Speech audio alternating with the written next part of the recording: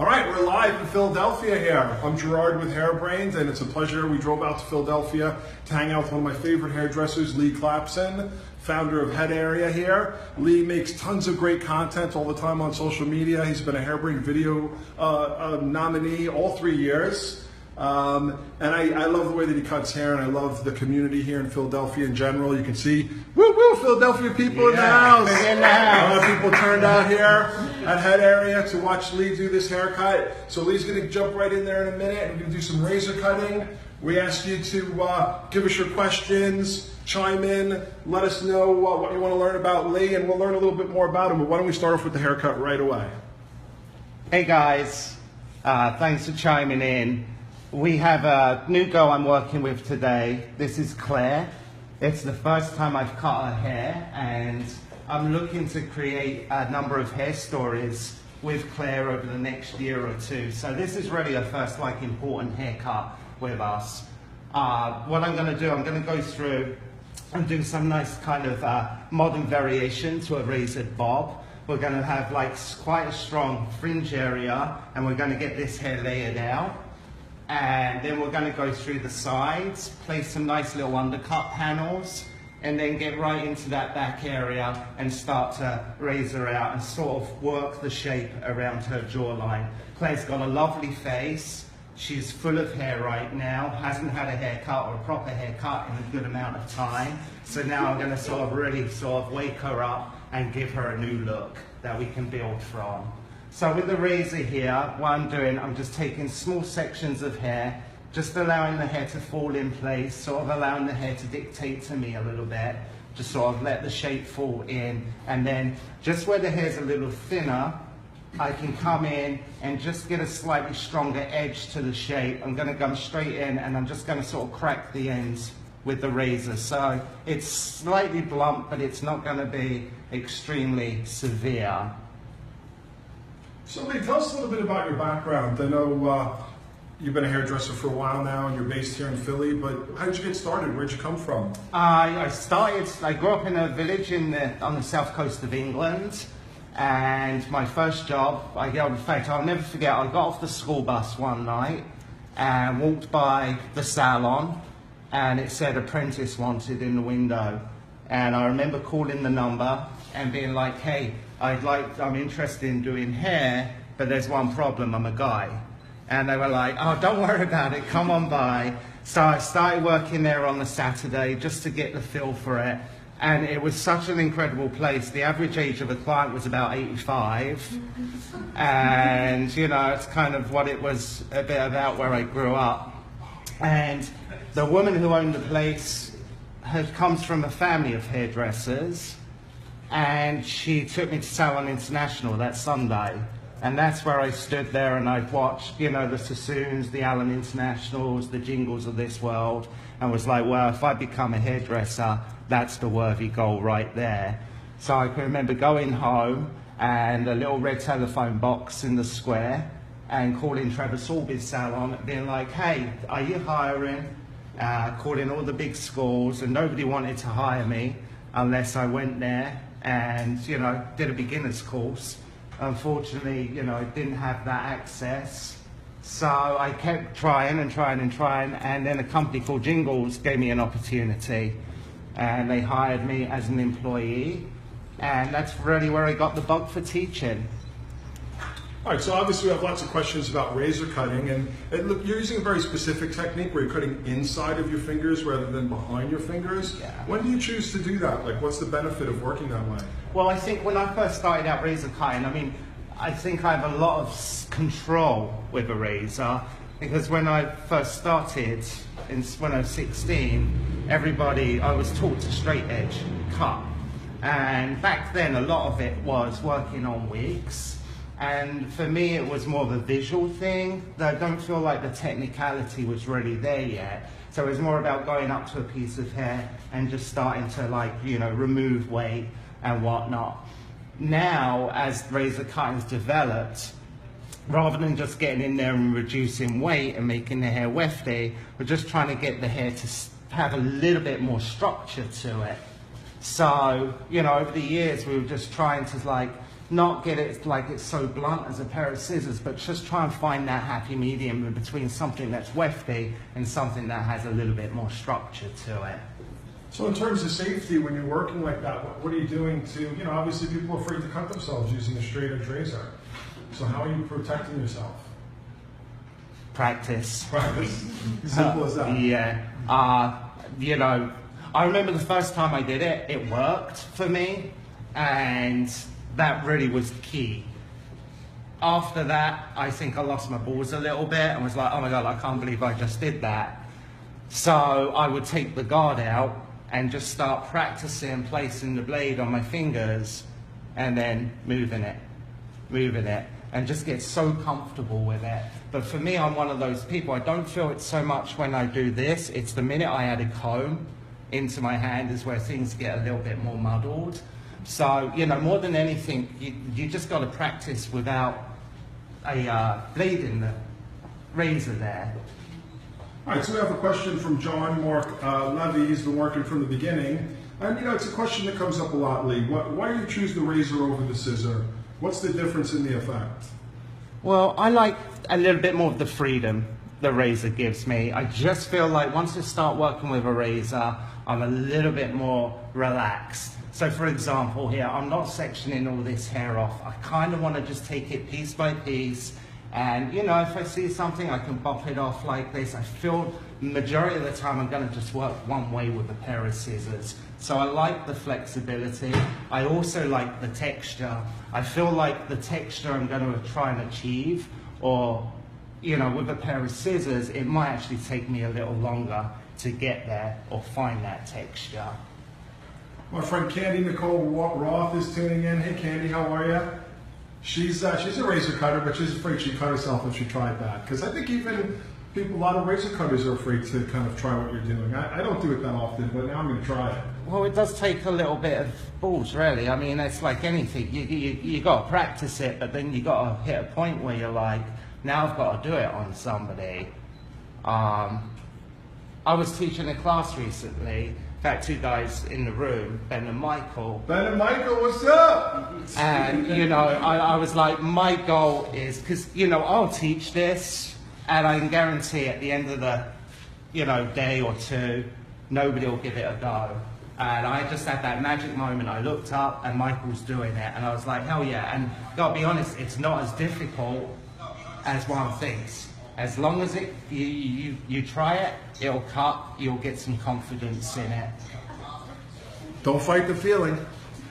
Don't fight the feeling. All right, guys, so we've got a great audience here. We'd love to hear any questions that you guys have here in the room as well. A lot of people drove in or headed in to check out Lee doing his haircut. I have a question for you, Lee. Yeah, go ahead, mate. Why start right in at the bend?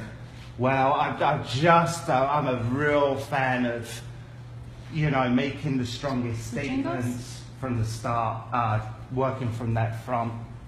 You know, Claire has really long, pretty much bland, one length hair, long.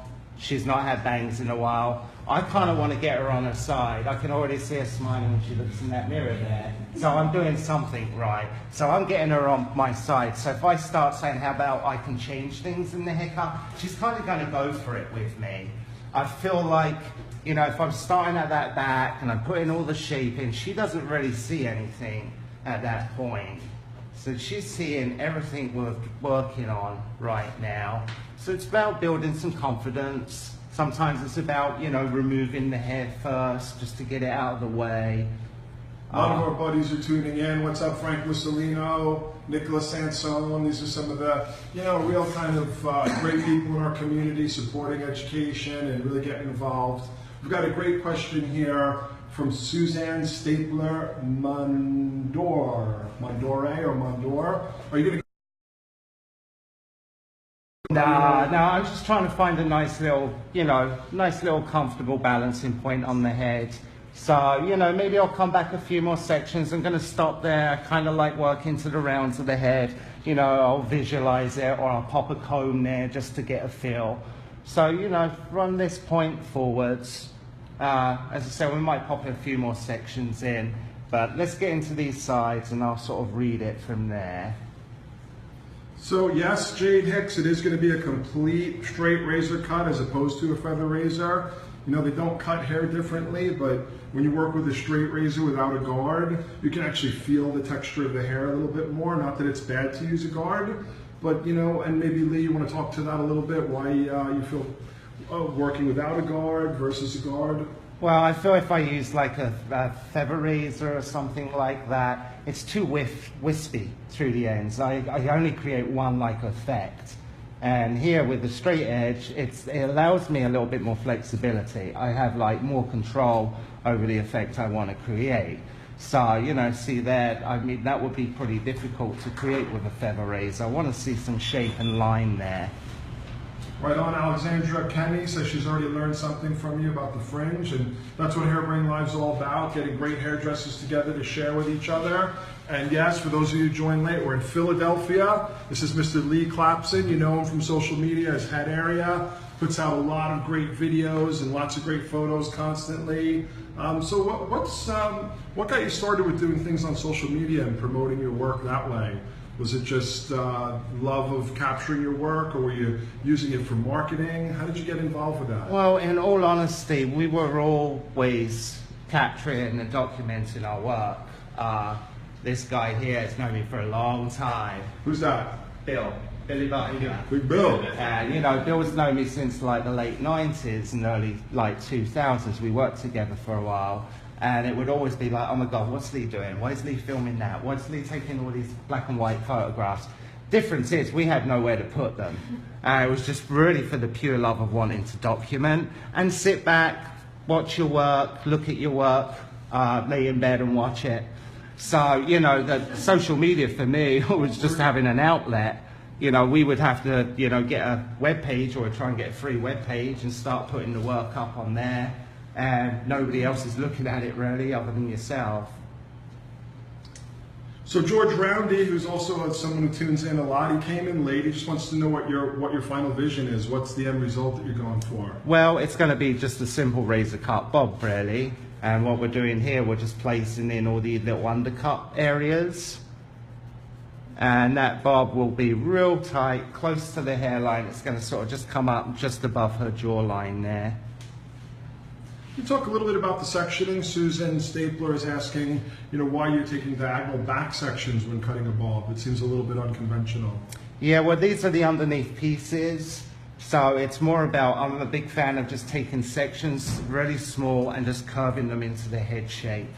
Kind of works well with the hairline and the way the hair grows, doesn't it? It really does, yeah. And you know, it allows you to start creating slightly different effects. I mean, I've been a hair cutter for a long time, and it's one of those things, you keep doing the same old thing, you know, it really starts to become a little bland after a while. You know, you sort of have to reinvent things a little bit, or at least try and reinvent your own approach. I have a little bit of a similar feeling, Lee. Like, for me, I always found one of the things I loved about the razor is how well you can cut hair in natural fall. Yeah. You know, you can take weight out just by using more pressure or a bigger stroke, without having to lift it into too many awkward positions. So you can really see it developing, which you can see here. It's looking gorgeous already. See, that's my thing right there. I mean, she looks beautiful already.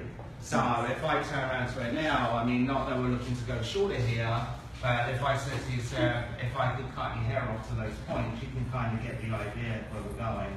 You can smile, but really, you know.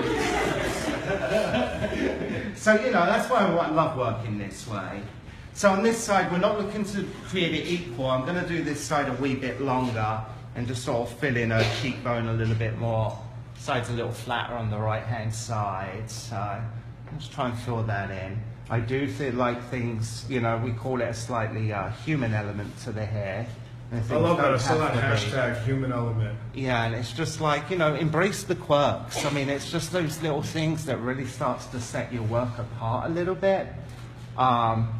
You know, social media is fantastic, but it's like so often, so many people are just really doing a similar thing, and it's like, I just love these moments where you can get to change things a little bit, and it doesn't have to be a whole haircut, it just has to be one small element in it that really starts to allow things to set itself out a little differently. 1 second here, let me just try to find a better angle. All right, we also have Michael Thoder in the house with us, another educator from here in the Philadelphia area, and he's manning the questions. Michael, what do you got? You got any good questions for Lee? A lot of comments. Jade Hicks, she sees the difference already, and she can't wait to see the end result. Somebody spies Emily. Yeah, definitely got a shout out. We seek her here, we seek her there. I saw the same topic come up when Gerard did one of these. Billy Joe Harmon from Kentucky says something about they're not allowed to use a straight blade in his state and also in Alabama. Yeah, we hear that come up a lot. I don't know different state laws, but I think you obviously have to consult with your state board and see what you're allowed to do. And if you're not allowed to do it, then you can throw a guard. Even on this type of razor, they make guards that slide over them, so that at least you can still get the same action and comfortability with a folding razor. But that does come up a lot. Oh, in my state, you can't use it. I have to be honest, I don't believe it personally. I was just gonna say, just do it. I don't worry about it. I don't believe it. I've never met anyone who said they were fined for cutting the Sorry straight guys, edge. just trying to find a good angle for you. Well, I don't want to get the state boards attacking me. Yeah, if I was told I couldn't do it, I'd be doing it. Yeah. Put it that way. All right, catch us up now, Lee, on what's going on. So again, on this side, these panels were going a little longer, and kind of liking the way the hair's bending out. I want to sort of bring some of that into play when we come down to the styling. So maybe a couple more panels there, and then we'll get right into that back area and start to take the hair out. What I'm going to love about this is when she gets to style her hair, all she has to do is tuck her hair behind her ears, and she's got this short flavored haircut going on. So there's going to be a lot of versatility there for her. It's a little bit more playful. It's not just it's not just a haircut.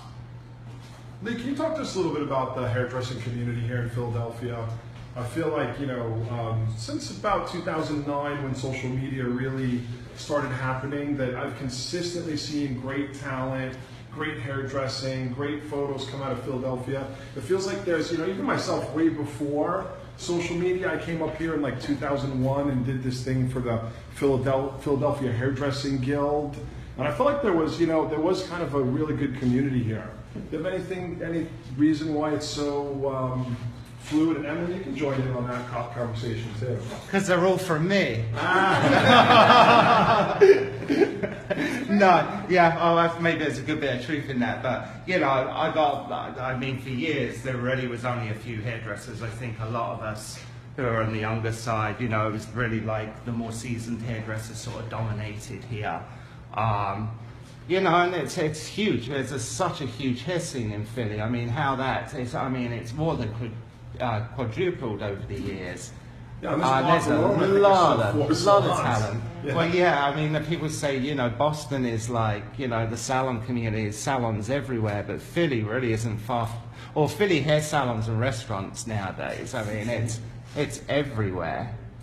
It's interesting though what you pointed out, because someone who's traveled to so many different places, I've always noticed that, if there is a strong hair community, sometimes there were some key players that planted roots. Like in Atlanta, you had Van Michael and Scott Cole, exactly. and like there was a lot of this, in Seattle, different salons like Gary Manuel, and they kind of spawned a lot of this great hairdressing talent. So Kelly, were there some questions there? You were shaking your finger at me. No, but I just wanted to see, just because it's from the phone here, exactly where you are in the head. Still working on the front leg? Yeah, now I'm going to go into that back. Well, I'm pretty content. That looks like a smashing haircut on her right there. Oh yeah. Yeah. Behind the ears. That's all that. I love the slight editorial feel to it all.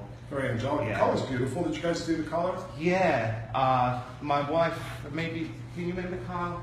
Unfortunately, my wife's stuck in traffic. She's been trying to get here all day. She's been driving back from Boston. And she could tell you more. Unless she's watching in the car. Yeah, no, we'll chime in. Yeah, no, we don't want to cause an accident or anything, but we need the formula. Yeah, I haven't heard from her. I'll see where she's at. That color's beautiful though. It The really color is. is lovely. Perfectly suits her, and nothing like a beautiful blonde to do a haircut on, right? Especially on a Swedish girl. Yeah. All right, so now coming into the back, Michael, if there's any questions that come in, let us know. Yeah, best call of the priest wants to know, is the hair damp? Yeah, there's just a very small amount of moisture in the hair right now. Before I approach any of my haircuts, there's always a minimal amount of product I place in the hair. I like to read the hair as it starts drying, and again, it just allows me to capture an opportunity that, you know, instead of just doing a whole haircut wet, then blow drying it out, then shifting it around afterwards, I kind of like to work on it as I go along. So we're going to allow the hair to dry. If I feel that that razor is like scraping through the hair or it's not performing, then I will add like a little bit of moisture back to the hair. But this underneath section is already a little too dry. So, you know, what I would do here, I would just lightly mist the comb and add the water rather than getting in there and saturating the whole thing down, unless I have to. I'm also a big fan of, you know, I love it when a client can see what's going on as you go through the haircut. You don't always get to see that when the hair's completely wet, but it's just enough moisture content just to have enough control in the hair there. I'm going to just give you this. Joanne's in New Jersey. She's speeding along. Well, be safe, Joanne. Yeah. Be safe. Don't worry. And hell, We'll be back. Well, she's not driving. She can talk to you. Oh, about okay. the colour formula. Pedal to the metal.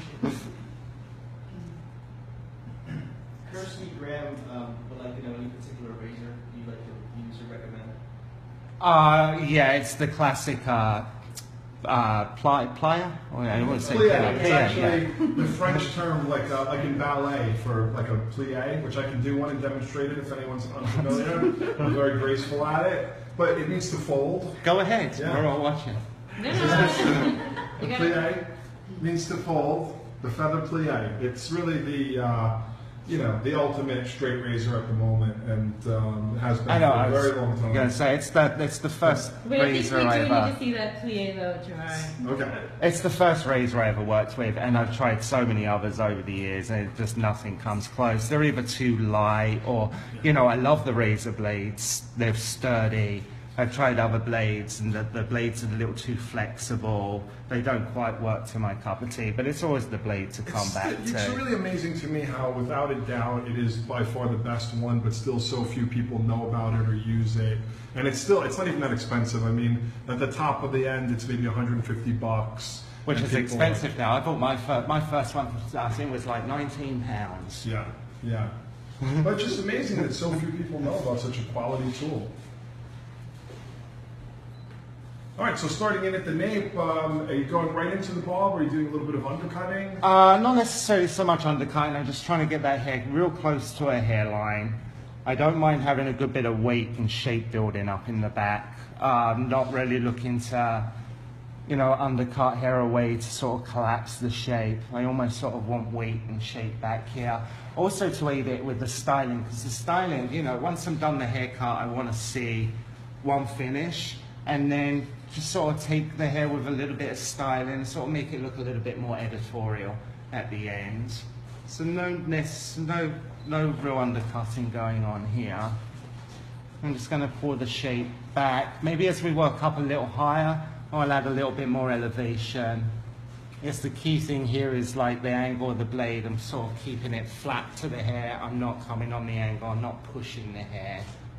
And build up enough weight there. And anything slightly frayed, so I need to take away, I'll just come in there and just crack those ends again. What percentage of the time are you using the razor in salon on clients? And are you still full-time in the salon? Yeah, I am. I mean, it's pretty mixed. I mean, I do a lot of razor cutting. I don't know quite what the percentage is. I think, you know, in a place in Philadelphia, when you may get a bit of a reputation going, I mean, it does bring quite a mixed bag of clients your way. And, you know, maybe it's something I can't do on somebody the first time around because they've had a really bad razor cut. But eventually, you know, it's like anything. I try not to use one tool all the time. I like to be a little bit flexible. But yeah, I do a lot. I mean, if somebody's going to have their hair cut off, I usually get in there with a razor, start removing the weight. I feel it's a little faster. Awesome. It's So- interesting, you know, so if it's comfortable and it's being done well, people are fascinated by it. Do you still get a lot of people who say, "Oh, I had a bad razor cut. I don't want to ever have my hair cut"? Oh, all the time, really, yeah. And how do you handle it? Do you just say, fine, I'll cut it with a scissor, or do you try to maybe give them some education? I mean, I always have this goal in mind. If I cut your hair third time, it should be mine. You know, and that's kind of what I aim for, because I feel like if I don't have that, it's really dull. So, you know, that's always a worthy goal to me. So, you know, usually I can get there 1-2 appointments. If I can't do it by a third time, I mean, very rarely that happens. But again, it's a lot of personality too. I think, you know, you trust, become, isn't it? Earning yeah. trust. But you get to know, you know, somebody who doesn't, the person who's not going to kind of budge with it. So again, we have some basic questions I'm just going to throw out there and answer for you. You know, what's the benefit of using the razor over the shears?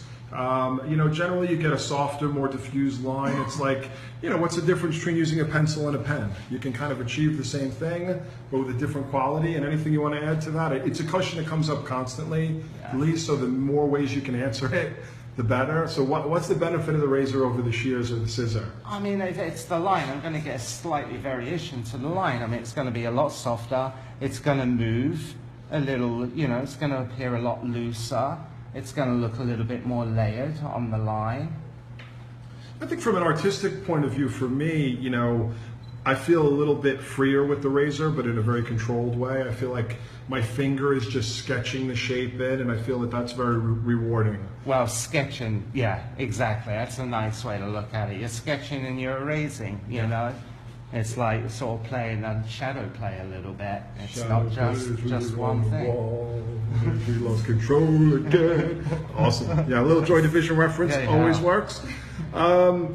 Again, basic questions. People saying, what razor is that? It's the feather plie. And generally, no, you can't get it in traditional beauty shops because it's a high quality Japanese tool that places like Cosmoprof generally don't sell. But you can get it at Hairbrained.pro. Yeah, someone asked, can I buy it at Cosmoprof? Generally, they don't sell it, or places like Sally. But you can buy it online at Hairbrained.pro. We sell lots of them, and we stand behind it. It's an incredible tool. All right, so as you're moving along, what are you creating now? I'm just still building up that shape, just cutting to the line, and I'm gonna just work up the one side, just so, and just sort of give you an idea of where we're going there. See, it like sits real nice. There's no severe line there. Almost just sort of melts into that line. You got nice motion, you got nice movement. That's gonna be fantastic for the styling. It seems like really, you know, a lot more is happening. I think people think sometimes the razor is just texturizing, but you're really creating a shape. You're bringing it all together here. See, again, that's a lot like coming back to like practicing, like cracking. It's like, you know, my earlier days of razor cutting was more about, okay, find my comfort zone in it. How about, can I turn just so these guys can see a little something? It was more about jumping in there after a haircut and releasing weight to the hair. So you did start by doing a lot of texturizing, and then you kind of progressed? Yeah, and again, it was like, you know, it started to become a little just the same old. So it's just trying to find another way to like take your technique a little further. A question, at what point did you start taking diagonal partings, and why?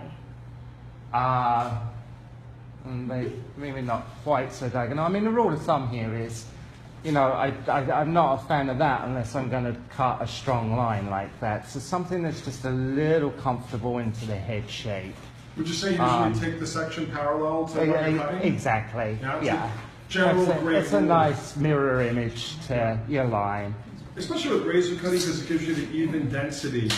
You know, if you take a section really steep and then cut a different angle, you're going to have thicker hair in the middle and less on the edge. So, you know, when you take your section parallel to the line you're cutting, you have the same amount of hair.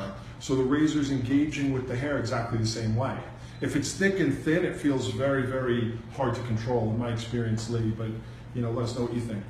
Oh, no, I mean, it's like I like my sections ready to sort of mirror my outline shape. Maybe a little bit more on the diagonal in that hairline, just so I'm not taking too much hair from the sides, because it usually, you know, the hair wants to do something completely different through those sides compared to the center. So maybe on the diagonal a little bit on the underneath, then sort of at least branch out and try and get your sections to mirror the outline shape. It also helps with balance too, sort of mirroring my fingers. I mean, I think you'd see a little bit more if I was like sectioning this all up, but I can't work like that here. It's too much messing around. So tell us a little bit about head area here. I was, when we walked in, I was just struck by what a beautiful minimal shop it is. You said you just did a nice renovation here. Tell us a little bit about your salon and the whole kind of vibe of it. Well, I think, you know, head area 10 years ago to what it is now is such a different place. I mean, you know, earlier years, it was a lot of stylists, and I just feel like, you know, if you're feeling creative, you're really creative, we just felt like a little spread thin. So the whole idea right now is to keep everything on a minimal level, even with the stylists that work here, so it becomes like more of a personal experience. The wall right here you're standing was full of retail. We wanted to get rid of all the retail in here and just keep, you know, we have a little out, but we don't need all these shelves. So, you know, head area is a very visual thing and a very visual place now. Tell me about the name, because I can remember, I don't know, whatever, when I first kind of came across you on social media, it stuck with me from the minute that I saw it, and I knew it had to mean something. Yeah. Where does that name come from, the head area? It's we come up with it in the mid-90s. And, So you were stoned. well, yeah. Well, originally we worked under the name Head. And, you know, there's a sports brand, and Right, you right. know, They make, it was like footballs and stuff, right? yeah, tennis, and you know. Right. So our original work we have in magazines and whatnot was all under the name Head. May I have a little of that water, please? Thank you. And then you And, progressed into head area. Yeah, head area. And the whole concept or idea of that was we were teaching so much, and it's like, you know, we're talking about this area and the head and blah, blah, blah. And it was like, wow, that's a name. If you put it together, you'll constantly be speaking your brand name as you work through a haircut. So the other idea is like, we work the balance from the head. So, you know, the points, the parietal, the occipital, the continuation, they're the only areas that are truly balanced. So everything around that area is different. So nothing's symmetrical. And then it's about playing on that. So it's something I say all the time. I wonder what you think about this. I've had the pleasure of working with tons of great hairdressers, and I've met people that are extremely technical, take the perfect sections, cut the perfect shape, but I feel like they kind of maybe miss the head area or the head shape. And I've met people that really understand the head shape, and they can take thick sections and do haircuts almost effortlessly. And I mean, I think there's validity to both, and when you combine the two together, but ultimately I think when you understand the head shape, you can always kind of make something look good. What are your thoughts on that? Absolutely, but I feel like too, that comes a lot from the beginning with, you know, I mean, I was so technical at one point with scissors. I mean, I would drive everybody nuts, but you know, I was trying to get the perfect balance and control. At that point, were you aware of the head, or were you really just aware of what was in your fingers, and then later you became aware of the head? I was trying to figure it out, yeah. But I feel like that allowed me to get there. And then the other thing is, you know, we're in such a visual craft, and that's why we were like, you know what, let's do the lettering differently. So that's why we put the capitals on the name. Oh, with head area. Head area, yeah. Which I noticed that right away. So yeah, everything that sticks out in building a brand. Yeah, exactly. Yeah. But again, you know, we've had that for a long time, so that was way before social media. And have you reworked your logo with the new decor in the salon? no, I don't feel it's necessary. Yeah. So you mentioned a little bit about your early days. Do you want to tell us a little bit about where you started your career and where you got your foundation? Yeah, I started at a school in London called Jingles International, and they were huge here in the States in like the 70s and 80s. I loved what they were about because they weren't just a technical place, they were such a creative place as well. And I think that's why it always kept me away from a Sassoon's, because I felt if I ever went to a place like that to work, it would just become one thing. And I love, you know, I would never have had the razor in my hand. I've had this thing in my hand since I was 16. So, you know, creative, technical, and sort of allowed me to have a little bit more flexibility in my hairdressing. Awesome. Really good at like dressing hair, which is something I'm still really crap at. But you know, Was it just something you weren't think drawn to? it's not so much. I think visually, image-wise, absolutely. I just don't have the fingers for it. I mean, You have sweaty palms like me. I was told yeah, it's like by many editorial hairdressers. Yeah. Your hands are too sweaty. Go get some talcum powder. I mean, I felt like I was too straight boy about it. Like, you know, I was like, you know, doing a braid was like, oh, crikey, I should have gone in the army, forget this. I hear that. All right, let's see if we have any questions. Michael Foder, in the question department. Susan Stapler Madure wants to know, would it make a difference if you took larger sections? I would do, but you know, I feel like you lose the ability for texture. You don't capitalize on it. I mean, what I'm doing here to get that precision really is just taking the sections thin enough so I can see the line and just get it cut in one go. Once there's enough like line and weight and balance and shape there, yeah, I can go up and take the sections a lot thicker. But as long as I can see the line, I mean, you know, the one thing, you know, I see a lot of scissor cutters will take the hair and then they're lifting up the section to find the guideline. I'm not a fan of that. You should see it right away and just cut it and get it done. Got any other questions for us, Michael? Shout out from Douglas McCoy. Hey, Dougie. Yeah. Should have worn my chucks. See you. And, What's going on in September? He wants to cut my hair off.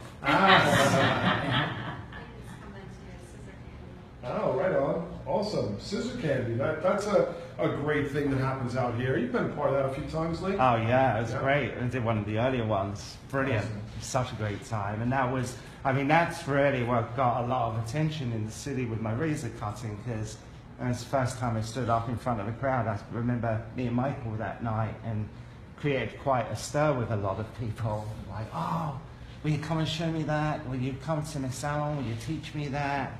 And, you know, I've gone to Rosiri a number of times and taught with Michael and taught the students there razor cutting. It's been fantastic. And we're working on a event for in early October. I'll be there. Tell us about it. What do you guys got planned? Ben, Michael, and a few others. They're like, we're going now. Yeah, so yeah, we're all getting together again in October, and then we're going to spend a couple of days together with Nixon Soma. I don't know if I got his name right there, and Daniel O'Brien. And we're spending the weekend together, and then we're going to wrap it up and do it like at Rosiri. And we're all cutting. Awesome. That's what it's about, getting the community together and sharing education and just getting hairdressers connected. That's what we love to hear. You know, we'll be there. Hairbrained is always up for a fun event. good question from Andy Bates. Andy Bates! What's- Sacramento. What's the saturation like, and does that matter? Absolutely. You know, the saturation as in moisture content in the hair. That's what I'm assuming. Go ahead. Yeah. Yeah, it's just enough so I can cut the hair. I want to, you know, I shouldn't be scraping through the hair. I really want to see what's going on. And if that hair's soaking wet, it's too weighty, it's too flat. So I really want to start seeing and reading that hair as I work through. So it's just light moisture content, but key here is that I have a little bit of product in the hair. So that really helps, you know, hold on to a little bit more moisture. It won't dry quite so fast. Now I'm just going to go through here, just let this outline fall out, and we're just going to lightly tap just through, like, not quite the mid-lengths, maybe the last few inches of hair, and just lightly release some of that weight. So here's the big question, Lee, that comes up a lot. I see it popping up here a few times. Last person to ask it was Becky Blank. Do you ever razor cut curly hair? Hell yeah! Hell yeah! Can I have a hell yeah? Hell yeah! I mean, it's one of those things. I've always been that hairdresser, right? When people are like, I mean, when I started razor cutting, everybody's like, oh, you shouldn't razor cut bleached hair. Well, why? You know, I mean, it depends. I mean, back then you didn't really have quite the products. I mean, things could still look naff at the end of it. Now you've got the products that sort of bring hair back. Depends on the texture you want. I mean, you know, I was doing a lot more younger people back then. We wanted to look different. I was like, well, yeah, come on, let's get razor in it and screw it right up with a razor, and it's going to be brilliant. I wouldn't do that to a client who's charging, you know, who's paying for it in the salon. Well, you know, I mean, But, you know, if you tell me no, I'm going to do it. I mean, that's just the way it always was. But I wanted to do it really well, and, you know, things don't always work out, and that's just progressing yourself and, you know, developing your technique. Yeah, it seems like the more skill, you know, when people ask me that question, I always mention like color. Like, you know, if you're a really talented hair colorist, you can use bleach and lightener to do incredible things. But if you're somehow don't really know everything, you can make all the hair just fall off and wonder why the hell it all fell off. And the razor's powerful like that. Yeah. If you're talented and you master it and you practice it, you can do anything with it. But if you just pick it up and you're heavy-handed and you don't understand the subtleties of it, you get into trouble. Well, I like the subtleties because, I mean, the way I work a little bit, it really comes from within. It almost, you know, it's not always this. If I want something stronger, I get into it a little bit more rigid. If I want something looser, I am looser in my wrist. So it's even like the approach there. It's one of the things I love about razor cutting. I mean, I love scissor cutting too, but the pressure can change everything, just like a sketch. Mm-hmm. You can just lightly, like you said, shadow play over the surface, or you can put some weight on that blade and really change that hair. Mm-hmm. One of my hair idols, when as a younger person, was Simon Forbes, a guy who created Antenna in London. Yeah, incredible. Well, I think he's one of those people absorbed it and is creative, an artist. And yeah. I remember Antenna, they had all these crazy, cool, like extension They created monofiber, and you know, I was watching him with Trevor Sorby once, and Simon had been, and I should be saying all this on camera, but you know, he was teaching, you know, going through the extension process and whatnot, and apparently there was a moment there. But Trevor grabbed the hair, went like that with a razor, and was like, "Oh, I just cut it off." And Simon's like, "Well, yeah, it's a razor, Trev. It's really sharp." So you know, it happens. It will happen. Who are some of your other hair heroes? You mentioned Simon Forbes. Are there any other people that really come to mind with big influences on you, or even people currently that you admire? I mean, I've always been mad for Mark Hayes. Yeah. I mean, I love the guy's hands. I love just everything about it. I mean, I feel like I'm not comparing myself to a Mark Hayes, but a lot of people will tell me in my hair cutting process, it's not. Someone just mentioned you the Mark Hayes of razor cutting on the feed. Yeah. George Roundy. Who was that? A guy called George Roundy. Oh, and it wasn't Daniel O'Brien, because usually that's Daniel O'Brien. It's like, dude, you're like the Danny boy. And I'm loving the way her hair's starting to air dry with the wiggle there. And remember, like, if that hair was soaking wet, there's no way you'd be seeing that now. I'd have to blow dry it and finish it. You know, and it's not just the hair cutting, it's the touch, it's the motions, it's the stance. Awesome. So you're a fan of Mark Hayes, and have you spent any time connecting with Mark? He chased me down the street at the Hairbrained Video Awards saying, "Hey, did you cut this head of hair? It's incredible." He said, "You should be working with me." And awesome. it was a scissor cut. Good, good. Thank God. Even if it wasn't, I was going to lie. So. Good stuff, good stuff. Anyone else come to mind? How about any young or up-and-coming people that you see the work and it appeals to you? You see anything on Instagram or? I mean, that's a list that could go on and on and on. So that's, you know, that's a hard one to say because I'm one of those people. I don't like leaving people out. Right. Fair enough. You know. You can write a detailed blog and we'll publish it for you. I mean, earlier days, Trevor Sorby, I think so much about Trevor's work was fantastic. I think he's a great one to look to. All his images, it never looked like he repeated things. There was always something different there each time. It was creative, it was different, it looked beautiful. I was always a mad fan of Robert Labetta. You know, well, these are all the wacky ones. So, yeah, I got to spend some time with Robert once, and that was a fantastic moment. Awesome. So yes, we have a lot of questions. Yes, it is a straight razor. There's no guard on there. You know, obviously you have to work safely and understand how to control the blade. But if you do, you can work with a straight razor relatively safely. What razors are your favorites to use? We have all agreed that we prefer the feather plie. Without a doubt, it's the superior razor cutter tool made in Japan. Those are available on hairbrained.pro. You can try them anytime. They do come with a temporary guard, which is like training wheels, which I kind of recommend. I hate when people just pick these up without any training and try to start cutting with them, because I've seen people cut themselves. But if you get a little bit of training, then you learn how to hold it. You'll even notice how Lee locks his pointer finger around the shaft. That prevents a lot of cutting because the blade is locked down right now while he's combing. And it's something you kind of have to get a little practice with.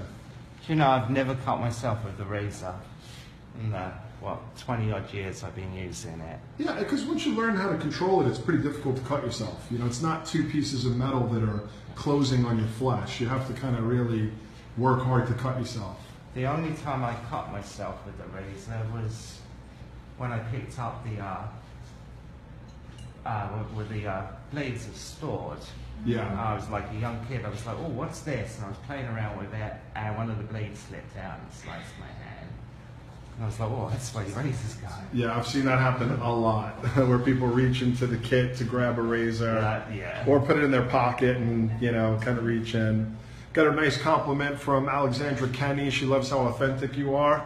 Ah, thank you. It's interesting that how often that compliment comes up, you know, when we have really great, talented, humble people working. It's, you know, it's just interesting that people are so happy when someone's authentic. Yes. What else do we have here? We got any questions, Michael Thoder, in the question department? Dara Hayes had one.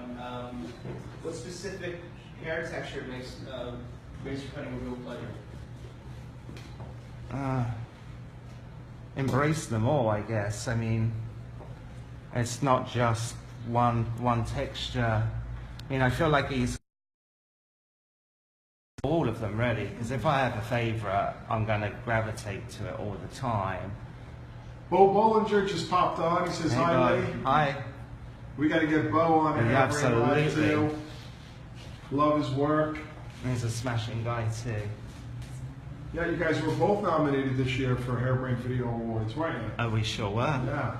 And I think we're all working hard to have it happen again. Yeah, absolutely.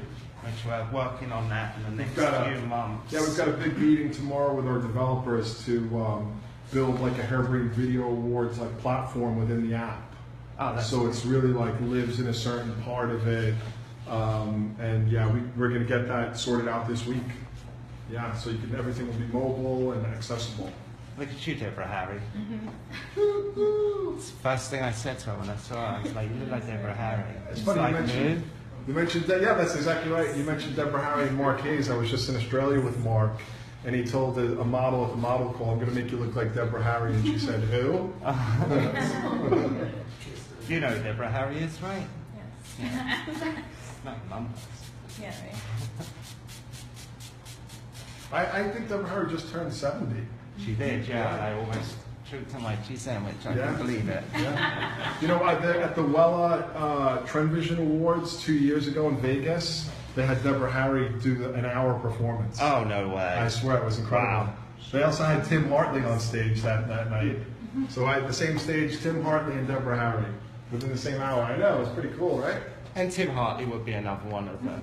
Yeah. It's, Another hair hero. just speaks, you know. Who were some of the people at Jingles that you know? Because I think, unfortunately, even for myself, I'm not super familiar. I knew some of the Americans, like I used to hear Donald Scott and Jan Farrow, or like Jingles people here, but I don't know too many others. It's like, I think that was all back in the heyday, time I started, like, you know, all the 70s, 80s rock and roll, you know. Yeah. And, I mean, I worked with Don Francis a little bit, but that was about it. When I was there, we were such a young group, and that blows my mind to this day. Just think that you were traveling around at 19, around the flipping world, teaching shows and seminars, and, you know, none of us were over 25. I mean, I was 18, 19 at the time doing it. I'm not the only one, you know, there was 3 or 4 of us doing it. Are you still That's doing incredible. still doing lots of education? Do you travel I'm much? getting more of Do it coming more my way now. I mean, that's the power of social media. It's like I spent all these years doing this and had no audience. And I mean, I always say it now, you could be little Sally in Utah and have a following and you can be the greatest thing since sliced bread, you know? Yeah, it's kind of a great equalizer, isn't it? Yeah, I mean, it's different. I mean, you know how it is. In our time, I'd have to go and sell my soul for a big company, and you know, 10 years later, still trying to sell my soul in it, and not getting any of the recognition. Now, I mean, you can have that happen in a year or two, first couple of years of your career. It's a different world. I mean, obviously lots of it is good, but I think there's some negatives too. Oh, you know? yeah. Well, yeah, I think it's you spend you pay your dues, you know, a little bit. Because But that's just the world we live in now. I mean, everything is like expected almost. Right. It doesn't work like that in here. It's a craft. It's a craft. Technology right? is never going to change that. We can't be replaced. We can't, you know. There's nothing to replace it. Thanks, Jade. Jade loves that we're bringing hairdressers together. She's worked in so many salons where we're competitive and people didn't share. So she loves seeing things like this. Thanks, Jade Hicks. That's what we're all about. What else? We're looking for some more questions. Got any over there, Michael? We love questions. Yeah, Frank Mussolino. Frank Mussolino! When do you introduce straight razor classes to your education program to your apprentices? Great question. So the question, Lee, was when do you introduce straight razor cutting to someone you're training as an apprentice or an assistant? Well, I'm a fan of doing it right from the start. Interesting. Yeah. You know, the biggest problem I run into, if you don't get people from the start and they're using safety razors, they very rarely reach out for the straight edge razor. It's like they almost find the comfort. And the most successful ones with a straight edge razor are the ones who do it from the beginning and stick with it. I know so many might start with it and then put it down and pull out the safety razor, and then that's it. There's no moving forward. So, you know, if somebody wants to do it, we'll encourage them to do it. Do you feel that, you know, someone has to learn the basics with the scissor first, or would you go right to the razor? Well, yeah, I mean, again, it depends who I'm dealing with, really. I think if somebody has an idea of shape and proportion and balance, then hell yeah, go for it. I mean, if not, there's plenty of mannequins, so you can start somewhere with it. Razor cuts like butter. Ira Sage says, Ira hey, Post what's says, up? hi, Ira. You guys had some fun together, I would imagine, at some point. Online. Online. Well, we won't talk about that. She was cute. Hey, Ira. Aaron Wilson says, visual art in motion. Love how it's art in motion. It's a great way to That's describe lovely. razor cutting, yeah? That's a nice way to put it. So, getting up into the top, what are you thinking?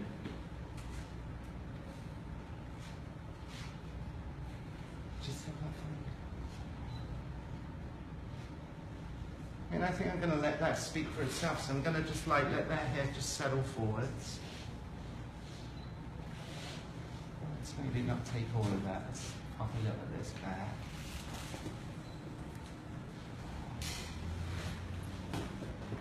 So just looking for that distribution to see what's going to go where.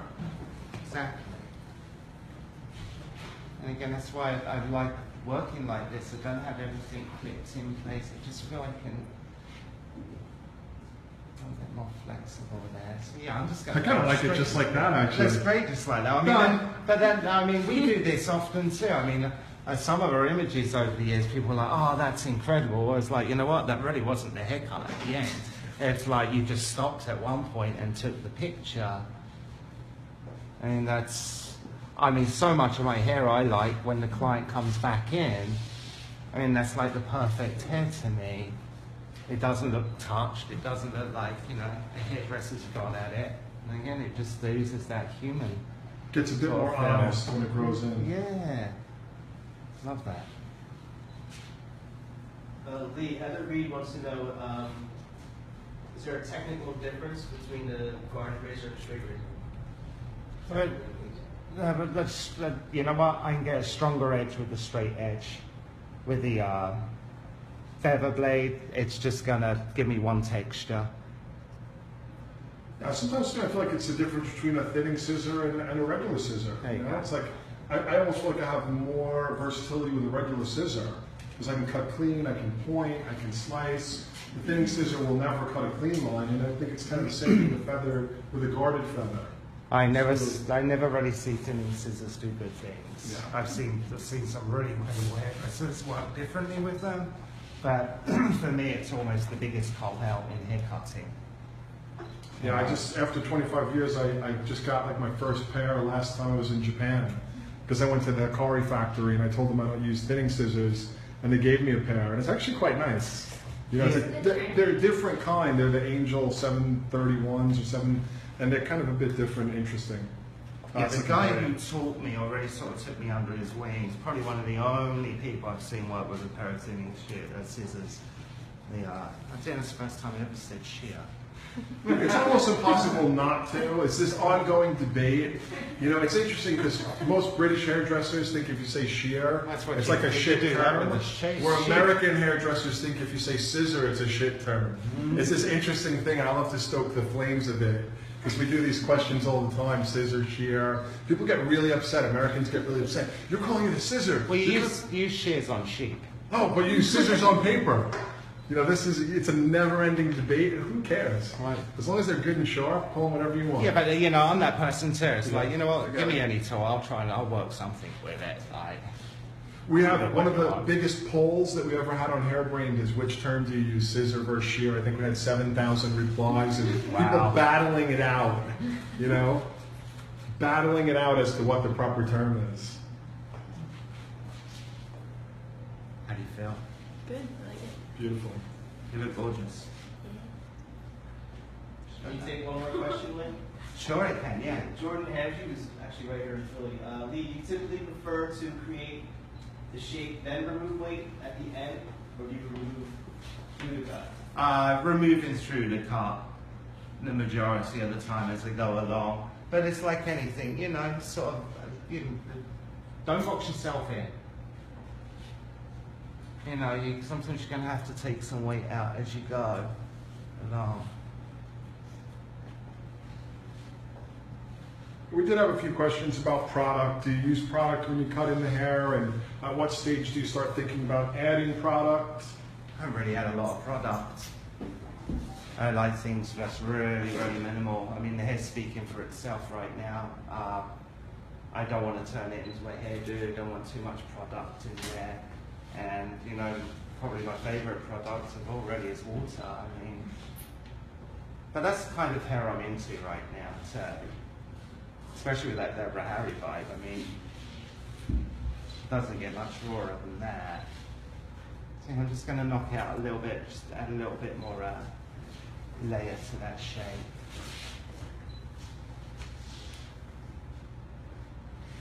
So how do you know when you're done? Great question. I hit so many points along the way, I'm like, okay, I could leave it there. I mean, I think with the razor, what I'm looking for now to tell me I'm done is I just want to make sure there's no real freeness left in the hair. I want it to look like, you know, it has some kind of quality to it. And I think my earlier razor work was so, you know, it was like too wispy, too textured. I mean, sometimes here you can just take a pair of scissors and just notch it through the top.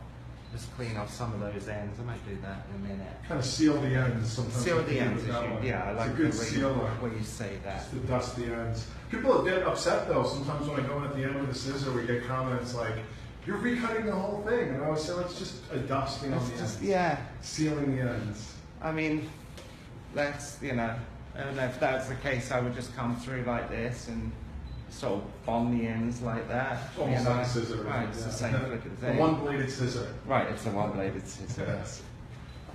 And that Poor will man just- scissor.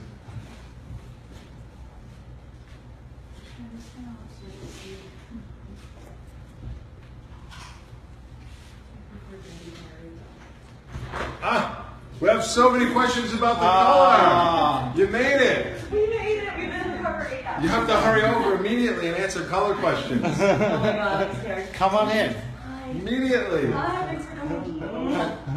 Hi. Lee, do you want to introduce your lovely Yes, wife? and hi. This is my wife of 20 years next week. Yes. And really, without her, I wouldn't really be able to do much of this because I'm kind of really crap at everything behind the scenes. And I've always been a creative person. So crap behind the scenes, I couldn't even answer the phone at the desk for one day. And the one assistant is like, you don't even know how to answer a phone back there. And I'm like, well, what was I saying? So Joanne, we had lots of questions about the color, which is gorgeous, drop dead gorgeous. Thank you so Can you tell much. us a little bit about the color? Yeah, I heavily painted with Wella free lights. Heavily painted it with Wella free lights and toned with a lot of different things in a lot of different areas. It has faded. I had 1081 running through the temples with stroke or 0 stroke 88 through the midsection of the back. I had 10-8 with, and this was all pastel toner and tell me about that thickener. Color ID. Color ID. And that was 10-8 with 0 stroke 6-8. In the fringe, we did more of 10-0 with 0 stroke 6-8 by itself. The underneath was 9 stroke 0-1, and I think that had 0 stroke 6-6. And just put it all in, twirl it around, let it sit for about 20 minutes, and that was it. Well, she looks gorgeous. Everyone loves the color. Thank you Sounds so like an much. incredible process. What did she start off like? Was that a big change, or? She was like a double process through the bottom, so I just was like, whatever happens from here down, it's getting cut off. Cut it off. We'll see. And then just, yeah, really heavy, tight painting. And that was it. Cool. And yeah, it was all Colestin Perfect with pastel toner. People are loving the And free color lights. ID. Someone said that Kelly Zitter just took a free lights class and she loved it. Yeah, we got a lot of Wella fans on Yeah, here. it gives a lot of creative freedom. It's like you can sculpt color now, you know, it's really cool. That's awesome. Yeah. Sculpt color. Yeah. Yeah, I might have to bring that to the Wella marketing team. It's yours. Sculpt color. Yeah. She has an amazing way of words. That's important to have. In our business, it really helps. Well, I'm one of them. I think I can keep this shut and just get lost in my work. Well, it looks amazing. She does look incredible. I'm just So wrapping good. out now. Beautiful work, guys. Yeah. Any final questions from the audience or anybody that's watching as Lee does some of his finishing touches here? Well, it's nice having a nice turnout in Philly. There's a lot of people in the room I really respect and love. And I really appreciate you guys supporting me as you always have done and as you do. That's what it's all about. Thank Let's have a you. big round of hand for Lee.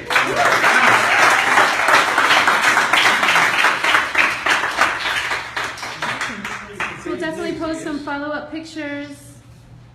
Yep, follow Head Area. You want to tell these guys your social media handles so they can see the... Head area. Just look for Head Area, Head Facebook, area, Instagram. every form of social media. It's all Head area. Awesome.